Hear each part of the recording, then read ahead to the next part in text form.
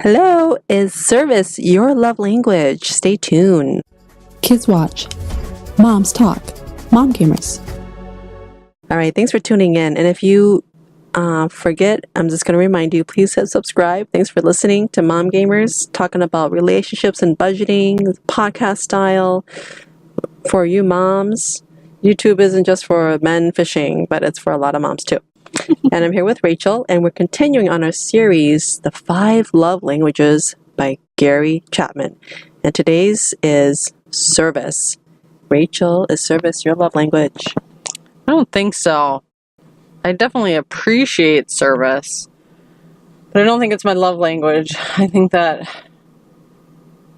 in the way that I appreciate it is I have started going to school, so I'm working on my bachelor's degree, staying at home, nannying, and there's not as much time to maybe do cleanup or to help kids with homework as there used to be. And I've started to realize that as my kids are all now moving to the point where they're in school, that there is going to be, and I'm going to be working more, there is going to be less of me to be able to take care of household responsibilities. So before, I would just go about and clean up whatever I saw when it needed to be cleaned up, and now it's much more of telling other people that they need to clean up. And basically, there have been times where I've actually said, I'm not always going to be around, so you have to clean up after yourself. Do you have systems in place? Do you have... Not really. It's just kind of like a try. I'm trying to, by randomly saying and at different times, reminding them that they need to clean up after themselves. It's when I see something. So it's generally a spur of the moment thing.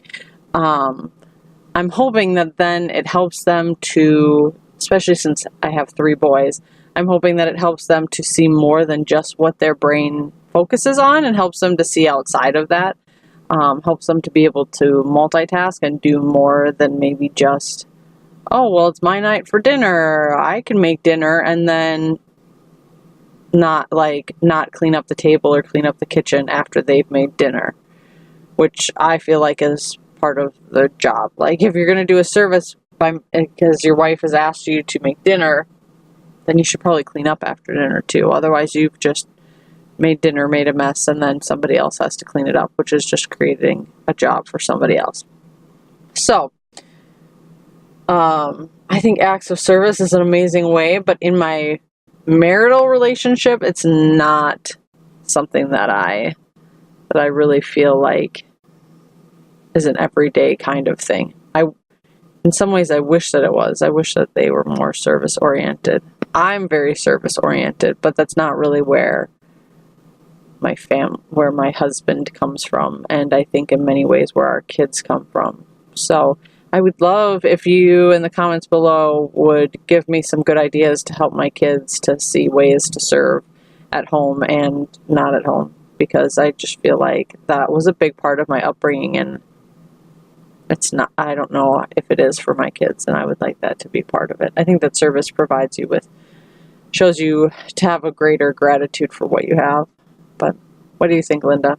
Well, first of all, are you service in the way where you're going to donate blood, or someone you know is in the dumps and you're going to help them out right away? Are you running out, thinking of how to help this or that person?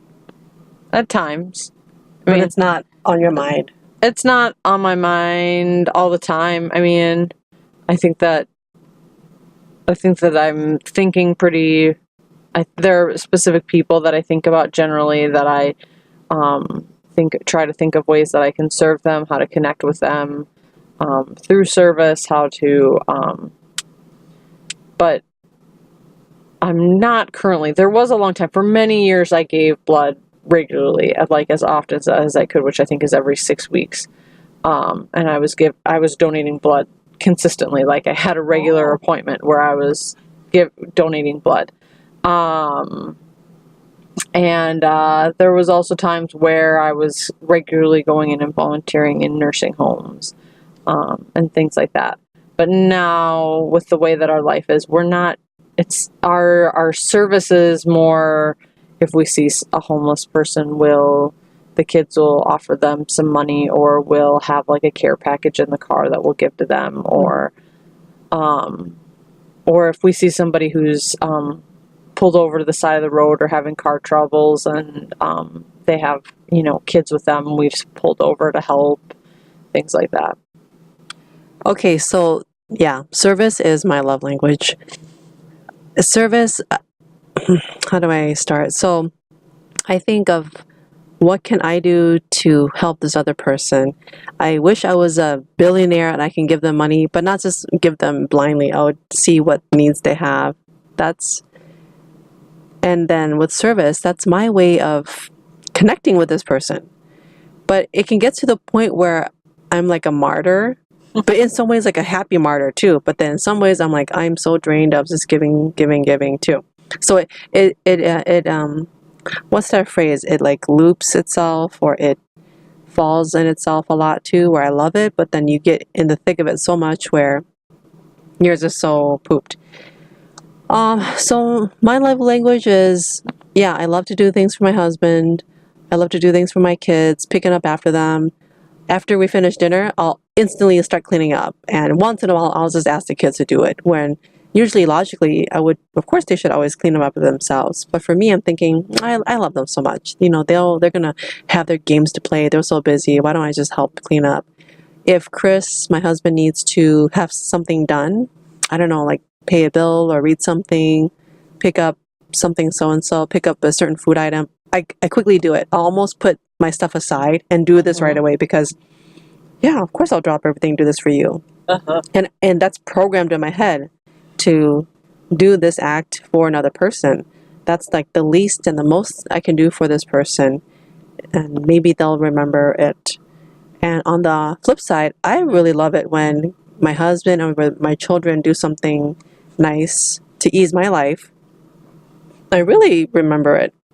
A couple times when I had pregnancy sickness, and my oldest made this like wonderful, cute little lunch and wrote some cards, and I was really touched by that. I still remember to this day. Or once in a while, my second oldest would be like, "Oh, Mom, I'm being nicer to Chenny," or my other son, "I'm doing this," and I'm really touched by that.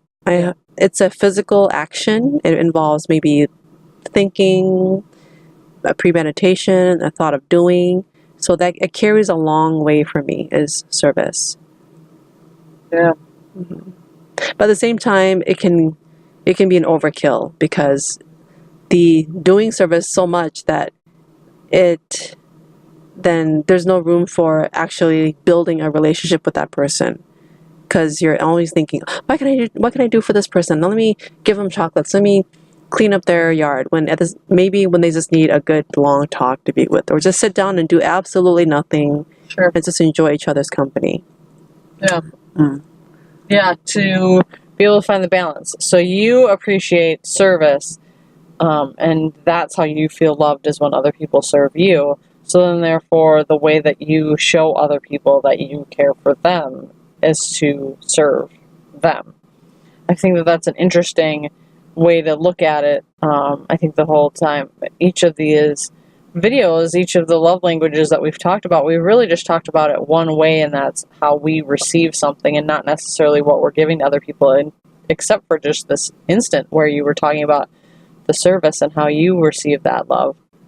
I think that that's a really unique way to look at it. I think that that's a really important way to look at it, because that shows other people even how, when we're serving other people, that just is an example. So I think that sorry, my train of thought has not been very clear right now.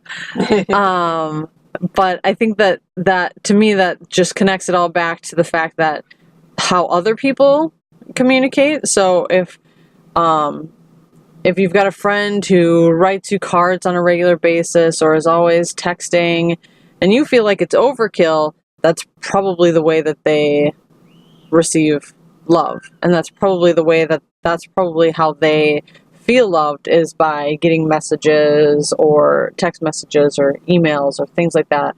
Or someone's always buying you gifts to let you know that they really appreciate you. That's probably receiving gifts is probably their love language. And so how other people act also tells us what kind of shows us what their love language is, which I think is really good. We should do a whole video just on that. How to recognize other people's love languages. I think if you know someone intimately enough, you'll figure it out, their love language. Sure. Okay, mamas, I want to know is service your love language, and in what capacity, what ways? Do you have any stories to share? Take us with you on your smartphone. One thing I like to do is listen to my phone as I drive, like listen to speeches or music. Anyways, take us with you on your phone. This is Mom Gamers. We're on every Tuesdays, Thursdays, and Saturdays. It's a podcast style focused around moms. Thank you. Bye.